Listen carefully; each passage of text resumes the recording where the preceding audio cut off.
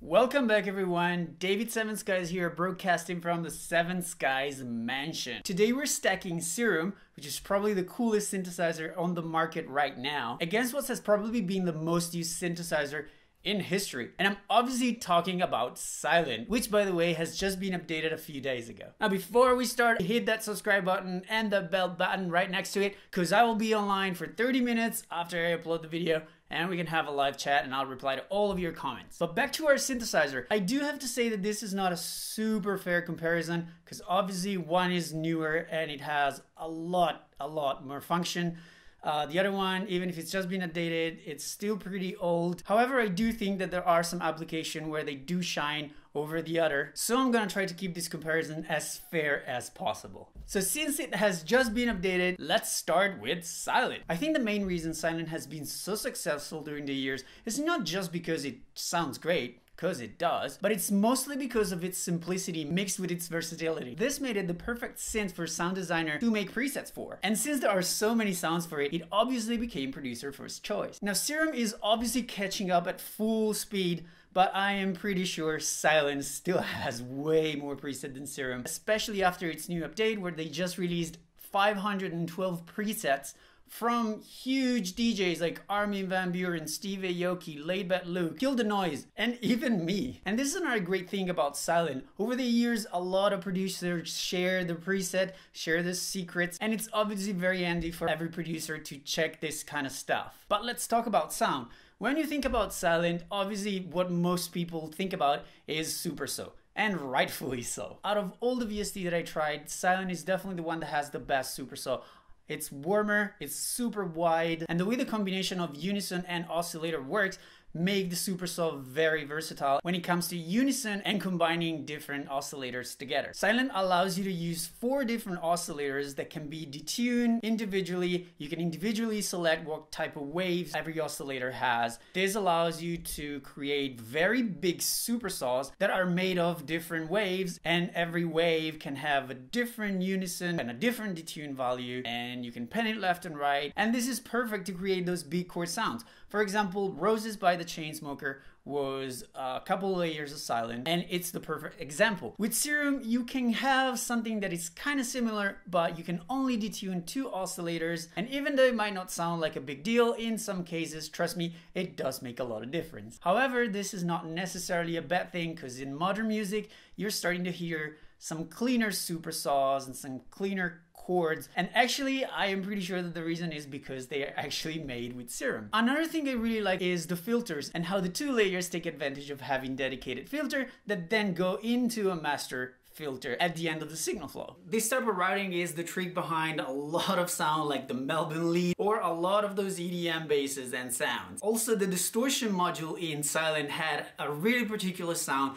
that I actually really liked. Sometimes it worked, sometimes it didn't work, but I always kind of like the screamy sounds that you could get when you combine distortion and some extreme filter settings. It really made some presets extra fresh. But of course, Sylenth comes with a lot of limitations, and especially due to nowadays trends in music, this VST lost a lot of popularity. Samples and FM sounds are widely used in nowadays music production, and wavetable synths offer an unlimited amount of new wavetables that basically allow you to have never-ending possibilities. And Sylenth is not able of any of that, and that's when Serum comes to play. Although, like I previously mentioned, Serum only has 2 oscillators where you can add unison and detune, this synth doesn't just give you access to a crazy amount of wavetables that are already included when you buy it. It also allows you to design your own or import them. You can just literally just drag and drop them into the wavetable display thingy, and it will generate a waveform out of any wave file that you basically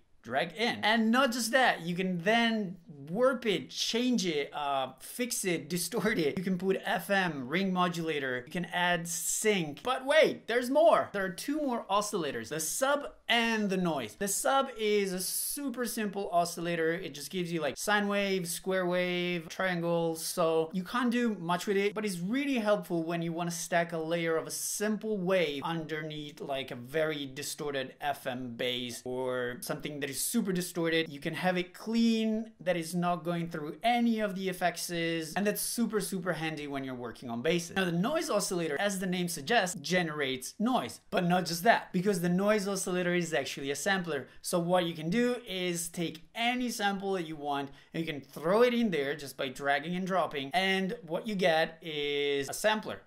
Just like that. So basically you can take a vocal sample and you put it in the noise oscillator, and then you can stack it with, for example, oscillator 1 that has a detuned saw and makes it like a super saw, and then in oscillator 2 you can have a square wave that is slightly detuned that creates a super crazy, organic and very fresh lead, and it's super easy to do. The filter section is slightly simpler than Sylenth in terms of routing, but it offers a crazy amount of filter types. I am not sure how many they are, but I think it's about 50 or something like that. And that's like Disneyland for sound designers, especially when you modulate them. And talking about modulation, Serum once again offers an insane amount of modulation capabilities. You have 3 envelopes and 8 LFOs that are not just simple LFOs. You can basically draw whatever shape that you want. You can create little sequences, you can modulate whatever you want with it, and you can basically create the hook of a bass house or a dubstep track just by holding down a key. Sadly, unlike Sylenth, Serum doesn't come with a built-in arpeggiator, but that's not really a big deal because pretty much all DAW right now have their little arpeggiator that you can open before the synthesizer, and you can basically have that one doing the arpeggiator for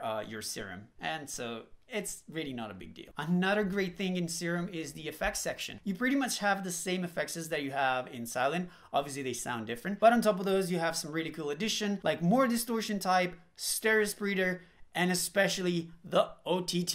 You can also put a second filter in the effects section, and it has the same filter types that the main filter has, and that can be really handy sometimes. But what is super cool about the effects section is that unlike Sylenth, all the effects can be moved around. So basically you can have a distortion before a compressor, or you can decide to have the compressor before the distortion, or chorus before the distortion, or after. And obviously you get different results depending on the sequence of your effects. Now let's look at the prices. Well, Sylenth is currently 139 euros, which is about 150 bucks, and Serum I believe is $189. But together with Splice they did something pretty amazing, which is called rent to own. So you basically pay 10 bucks a month for 18 months and you can use Serum without any limitation. You just pay 10 bucks a month, and at the end of the 18 months the synth is yours. So which one is best? Well, Serum is definitely miles ahead of Sylenth and probably a must-have for every producer right now. I still like the sound of Sylenth a lot, and honestly I lost count of how many times Sylenth saved the day when some other scene wouldn't work in a song. I'd put Sylenth there and it would just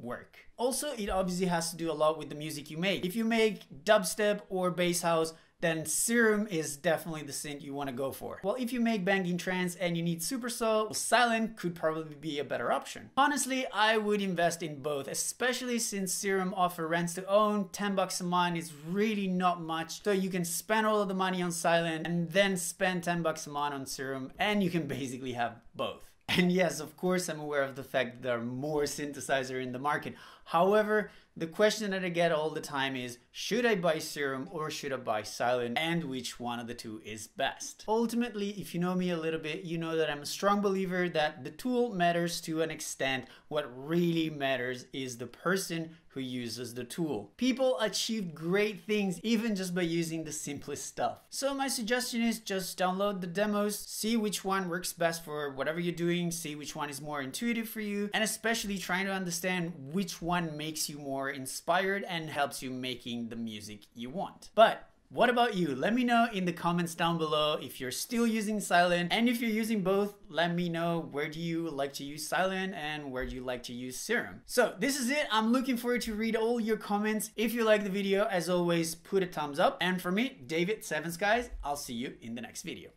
Bye bye.